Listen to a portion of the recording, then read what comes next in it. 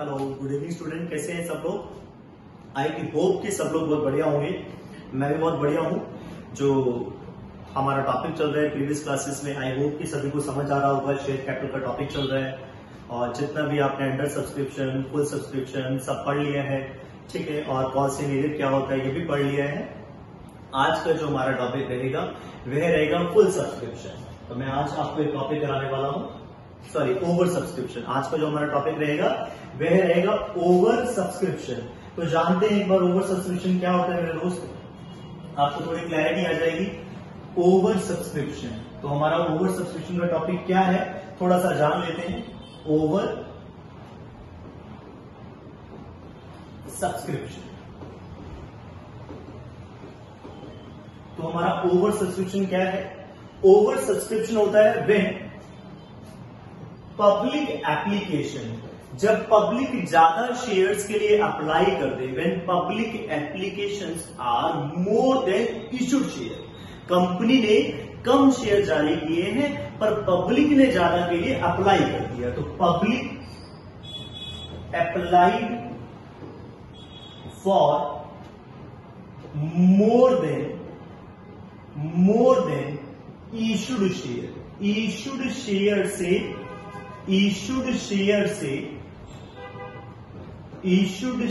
से ज्यादा के लिए पब्लिक ने अप्लाई कर दिया, तो उसी को बोलते हैं ओवर सब्सक्रिप्शन।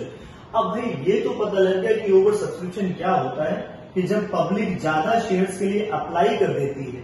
अब इसे अकाउंटिंग ट्रीटमेंट कैसे देनी है शेयर कैपिटल में, यही हमारा टॉपिक है। आई होप कि सभी को अच्छे से समझ आ रहा है क्या होता है ओवर सब्सक्रिप्शन।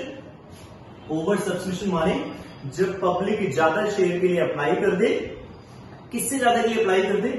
सर जब जो इशूड शेयर है कंपनी ने जो जारी किए थे उससे ज्यादा के लिए अप्लाई कर दे, तो उसी को हम ओवर सब्सक्रिप्शन कह देते हैं। थोड़ा सा जान लेते हैं इसमें हम करेंगे क्या, हमारे पास क्या क्या ऑप्शन रहती है, तो थोड़ा सा जान लेते हैं दोस्त, ठीक है। अब पहली ऑप्शन क्या रहती है हमारे पास?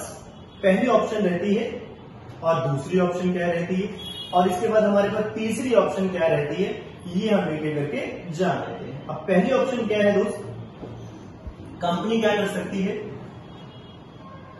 दूसरी ऑप्शन में कंपनी क्या कर सकती है, और इनके साथ तीसरी ऑप्शन में कंपनी क्या कर सकती है। तो हम एक एक करके जानने वाले हैं। कंपनी क्या कर सकती है? पहले सर जो ज्यादा एप्लीकेशन आई है, मान लो कंपनी इशूड, एक क्वेश्चन भी आपको करवा दूंगा और उसमें एक्सेस मनी का पॉइंट सब लोग चिल्लाते रहते हैं, सर एक्सेस मनी क्या होता है, वे भी समझा दूंगा। तो कंपनी इशूड 10,000 शेयर्स, पर पब्लिक ने 15,000 शेयर के लिए अप्लाई कर दिया। पब्लिक ने कितने शेयर्स के लिए अप्लाई कर दिया? 15,000। अब कंपनी क्या कर सकती है? Company can reject the application. पहली ऑप्शन क्या है? Company can reject access application. Point हमारा समझिए क्या चल रहा है, हमारा पॉइंट सिर्फ और सिर्फ 5,000 एप्लीकेशन के बारे में बात हो रही है। सर ये 5,000 एप्लीकेशन कौन सी है? 10,000 जारी किए थे, पब्लिक ने 15,000 शेयर के लिए अप्लाई किया, तो कितनी एप्लीकेशन फालतू आई? सर 5,000 एप्लीकेशन फालतू आई। हम सिर्फ 5,000 एप्लीकेशन के बारे में बात कर रहे हैं। उनके साथ कंपनी क्या कर सकती है? कंपनी पहली ऑप्शन में रिजेक्ट कर सकती है, दूसरी ऑप्शन में क्या कर सकती है? कंपनी प्रपोर्शनेट अलॉटमेंट दे देती है। सर ये प्रपोर्शनेट अलॉटमेंट क्या है? माने की पॉइंट ही हमारा इस चैप्टर में ये है, माने की 15,000 मांगे थे, आप किसी दुकान में गए, आपने 15,000 चॉकलेट मांगी, पर दुकान में 10,000 चॉकलेट ही थी, तो वह कितनी चॉकलेट देगा? सर 15,000 मांगी है, उसकी दुकान में है ही 10,000 चॉकलेट, तो कितने मिल जाएंगे? आपने मांगे 15,000 थे, आपको 10,000 उठाकर दे देंगे, ठीक है। आपसे एडवांस पहले कितने का ले लिया? 15,000 एप्लीकेशन का ले लिया, और जो आपने 15,000 एप्लीकेशन पर रुपए दे दिए, पर आपको मिले कितने? 10,000 एप्लीकेशन।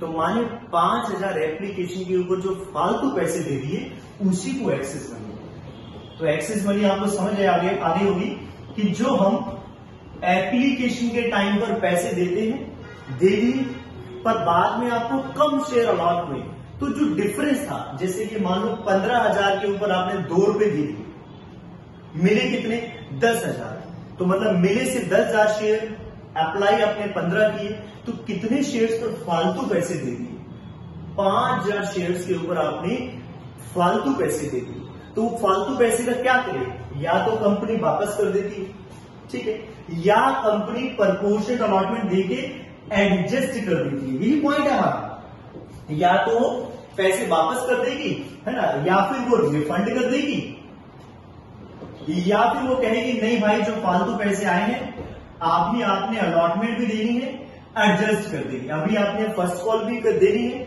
उस पर एडजस्ट कर देगी, आपने फाइनल कॉल देनी है या उस पर एडजस्ट। तो कंपनी के पास क्या ऑप्शन है, जब भी पब्लिक ज्यादा के लिए अप्लाई कर देती है तो ज्यादा पैसे दे देती है, ज्यादा पैसों के साथ क्या करे, या तो उनको सीधा ना कर दे कि भाई तुम्हें कोई शेयर अलॉट नहीं कर सकते, 5,000 शेयर को मना कर दिया और बाकी शेयर को पूरे दे दिए, तो उनका पैसा वापस कर देगी।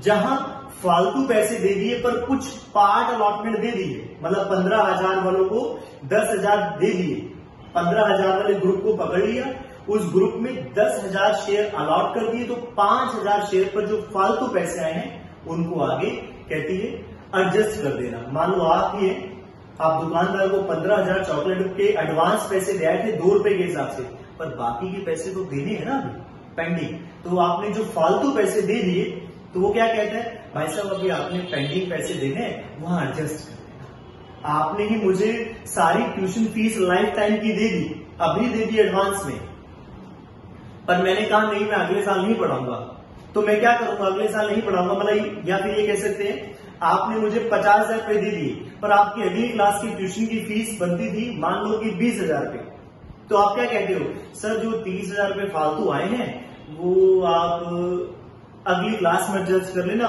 बाकी बच्चे अगली क्लास में कर लेना, या फिर आप कहोगे सर जो फालतू पैसे दिए हैं मुझे वापस दे दो। एग्जैक्टली यही एक्सेस मनी के साथ हमने करना है, एक्सेस मनी को या तो वापस कर दिया जाएगा, या एडजस्ट कर लिया जाएगा, या बोथ, दोनों के कॉम्बिनेशन में बात चलेगी, या फिर बोथ, हम दोनों के कॉम्बिनेशन में भी बात कर सकते हैं। इतनी सी बात है, कुछ वापस कर दिए, कुछ हमने एडजस्ट कर दिए, तो इसी के बेसिस पर हम आगे बढ़ेंगे।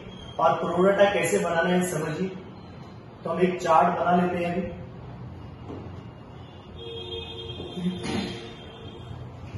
तो एक प्रोरेटा टेबल बना लेंगे दोस्त, छोटी सी हम, ठीक है, उसको नाम दे देंगे pro rata table, pro rata table. Pro rata table में जो खास बात याद रखनी है, हम 3 ही कॉलम बनाएंगे। स्कूल में चाहे जितने मर्जी कॉलम बनाते रहे, कॉलेज में जितने मर्जी कॉलम बनाते रहे। पहला कॉलम एप्लीकेशन का, दूसरा कॉलम अलॉटमेंट ऑफ शेयर का, और तीसरा कॉलम हम एक्सेस मनी का बना लेंगे। तीसरा कॉलम बना लेंगे दोस्त हम एक्सेस मनी का, तीसरा कॉलम बना लेंगे हम एक्सेस मनी का।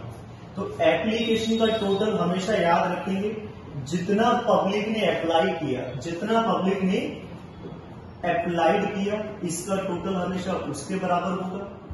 अलॉटमेंट का टोटल कभी भी इश्यूड शेयर से ज्यादा नहीं हो सकता, इश्यूड शेयर से ज्यादा नहीं हो सकता। तो 2 कॉलम हमने शेयर्स के लिए बनाए, 2 कॉलम हमने शेयर्स के लिए बनाए, ठीक है। पहला कॉलम एप्लीकेशन का टोटल कभी भी किसको एक्सीड नहीं करेगा, पब्लिक अप्लाइड को एक्सीड नहीं करेगा। अलॉटमेंट का टोटल कभी भी इश्यूड शेयर को एक्सीड नहीं करेगा, ठीक है। अब देखिए कैसे एडजस्टमेंट करते हैं। मान लो कुछ शेयर्स एप्लीकेशन आई, कुछ एप्लीकेशन आई, उसको रिजेक्ट कर दिया, उसको कोई भी अलॉटमेंट नहीं दी, तो जिसको कोई भी अलॉटमेंट नहीं दी है उसके पैसे आप अपने पास नहीं रख सकते, उसको वापस कर देंगे, उसके पैसे हम वापस कर देंगे, रिफंड कर देंगे। कैसे करेंगे दोस्त, मान लो उसने 2,000 एप्लीकेशन के लिए अप्लाई किया था, उसको कोई भी शेयर नहीं मिला और 2,000 रुपए की एप्लीकेशन मनी थी, तो उसको कितने पैसे वापस कर देंगे? 4,000 रुपये उसके हम वापस कर देंगे, उसका कोई भी पैसा नहीं कर सकते। बाकी रिमेनिंग मान लेते हैं 18,000। बाकी लोग 18,000 थे, मतलब कि पब्लिक ने अप्लाई किया 20,000 के लिए, 2,000 को जिसमें से ना कर दी, बाकी 18,000 को 15,000 दे दी। मान लेते हैं कि कंपनी ने 15,000 शेयर, अजम्पशन ली है मैंने, ये कहां से लिया? ये अजम्पशन ली है। मान लेते हैं, अज्यूम पब्लिक ने 20,000 के लिए अप्लाई किया, अज्यूम 15,000 शेयर कंपनी ने जारी की। अब 20,000 के साथ क्या किया? 2,000 शेयर्स को ना कर दी। जिसको ना कर दी उसके सारे के सारे पैसे भाई वापस कर देना, उसका कोई पैसा रख नहीं सकते। समझ आ रही है ना बात दोस्त? हाँ। और 18,000 शेयर थे जो, इनको कितना दे दिया? बाकी बचे हुए शेयर। तो यहां भी फालतू पैसे आ गए। कितने फालतू आ गए सर? 3,000 एप्लीकेशन पर 2 रुपए फालतू आ गए। तो कितनी एक्सेस मनी आ गई सर? दोस्त इसकी एक्सेस मनी आ गई हमारे पास, मैं थोड़ा सा इधर कर देता हूं इसे। कितनी एक्सेस मनी आ गई? एक्सेस मनी आ गई 6,000 रुपए। 3,000 18,000 के लिए अप्लाई किया, मिले 15, तो 3,000 शेयर्स एप्लीकेशन पर फालतू पैसे दे दिए। कितने दे दिए? 2 रुपए। मान लो कितने आ गए? 6। मान लो मैंने एप्लीकेशन की रुपीज 2 रुपए लगा दिए, कितने रुपए फालतू आ गए? 6,000 रुपए। अभी 6,000 में क्या करोगे सर? हम इसे फर्दर एडजस्ट कर देंगे। यही टॉपिक चल रहा है, इसे एडजस्ट कर दिया जाए या वापस कर दिया जाए। तो नॉर्मली क्वेश्चंस में क्या कहा होता है? ये कहा होता है कि जो फालतू पैसा आ गया इसे आने वाली इंस्टॉलमेंट पर एडजस्ट कर देना। तो अब वो कह देता है कि मान लो अलॉटमेंट पे एडजस्ट कर देना, तो हम ये पैसे कहां एडजस्ट कर देंगे? अलॉटमेंट। वो बोल देता है कॉल पर करना, तो कॉल्स पे कर देंगे। ठीक है, नॉर्मली वो अलॉटमेंट पर ही आपसे पैसे एडजस्ट करवाता है। तो ये था प्रोरेटा टेबल। अभी एक और न्यूमेरिकल आपको करवाऊंगा जिसमें एक्सेस मनी की एडजस्टमेंट भी बताऊंगा। दोबारा से समझ लेते हैं दोस्त, मैंने आपको क्या बताया? मैंने बताया सबसे पहले ओवर सब्सक्रिप्शन क्या होता है? Over subscription when public apply for more than issued share. तो कंपनी क्या करती है? आपने ज्यादा के लिए अप्लाई कर दिया तो ज्यादा पैसे दे दी। ज्यादा पैसों को क्या करती है? आपकी एप्लीकेशन रिजेक्ट कर आपके पैसे वापस दे देती। या आपको कुछ अलॉटमेंट दे दी, पार्ट अलॉटमेंट दे दी, उसी को बोलते हैं प्रपोर्शनेट अलॉटमेंट या प्रोरेटा। मान लो जैसे कि इस क्वेश्चन में हमने माना ना भाई, जिसको 2,000 के लिए अप्लाई किया था उसको कुछ भी नहीं दिया, कोई अलॉटमेंट नहीं दी, तो उसको पैसे वापस कर दो। और जहां 18,000 के लिए अप्लाई किया था उसको 15,000 शेयर मिले, तो उसको जो उसने फालतू पैसे दे दिए, कितने फालतू दे दिए सर? 18,000 पर दे दिए। देने कितने थे? 15,000 शेयर पर देने चाहिए थे, 3,000 शेयर पर फालतू पैसे दे दिए, तो इसके पैसे फालतू आ गए, इसे एडजस्ट कर देते। तो यही मैंने बोला कि जो फालतू पैसे आ गए उसको एडजस्ट कर देना। या फिर बोथ, तो देख रहे हैं यहां पर दोनों भी हो सकते हैं। बोथ, एक ही क्वेश्चन में दोनों भी हो सकते हैं। कैसे हो सकते हैं मैं आपको आगे आने वाले लेक्चर में बताऊंगा। बेसिक प्रोरेटा का मीनिंग यही होता है, बेसिक प्रोरेटा टेबल यही होती है। ठीक है, आई होप सबको समझ आया होगा। Thank you very much. God